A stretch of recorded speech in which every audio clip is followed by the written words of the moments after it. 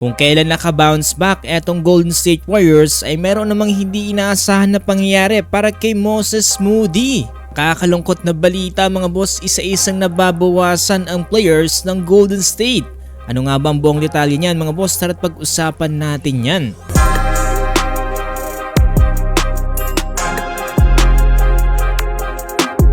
So eto mga boss, sa laban ngayon dito nga ng Golden State Warriors kontra nga dito sa Dallas Mavericks ay nagkaroon nga ng hindi inaasahang pangyayari. Ito during overtime last 1 minute, 136-131 lamang dyan ang Golden State Warriors. Ito gandang steal sana ang ginawa dyan ni Moses Moody dito nga para kay Cooper Flagg. Kaso nga lang during the take off dito nga ni Moses Moody ay tila nga ba mga boss may biglang nangyari dito nga sa kanyang tuhod. Matapos nga ang kanyang paglanding, eto napahawak na matindi etong si Moses Moody dito nga sa kanyang tuhod. At kung makikita natin itong video, talagang nakakatindig ng balahibo. Maski nga mismo ang crowd dito nga sa Dallas ay talagang napatahimik sa nangyari kay Moses Moody. Eto namang si Stephen Curry mga boss ay hindi na rin maipaliwanag ang reaksyon at halos maiyak na lang at napadasal dito nga sa bench. Maski itong si Coach Steve Kerr ay talagang nanlumo ditong mga boss sa nangyayari kay Moses Moody. Tapos ito namang si Draymond Green ay niyakap na maigpit etong si Moses Moody habang nandito nga siya sa stretch. Grabe mga boss ang nakakalungkot na pangyayari para kay Moses Moody. Kaunti na nga lang ang mga players ng Warriors tapos eto nabawasan na naman sila.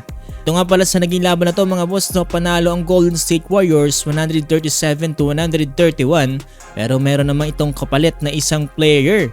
Una nga pala dito sa laban na to etong si Moses Moody with 23 points. Grabe mga boss, kakabalik lang ni Moses Moody mula sa kanyang 10-game absence due to wrist injury tapos eto na naman mga boss ang nangyari sa kanya. Ayun nga dito kay Coach Steve Kerr na hindi pa nga daw nila alam kung ano nga ba daw ang nangyari kay Moses Moody. For sure nga daw mga boss na hindi maganda ang nangyari dito nga para kay Moody.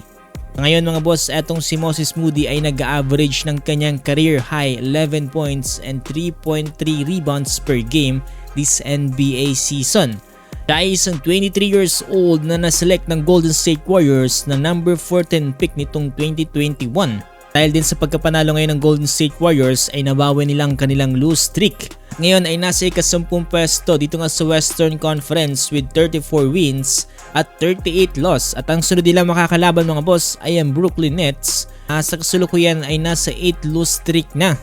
Hopefully mga boss makabounce back at ma-retain ng Golden State Warriors ang kanilang standing o hindi naman umangat ng kahit papano para makapasok sila ng at least dito nga sa play-in. So prayers para kay Moses Moody mga boss hopefully ay maging okay siya kaagad. Gusto pa na may basketball updates ganito ay huwag niyong kakalimutang i-follow itong ating page.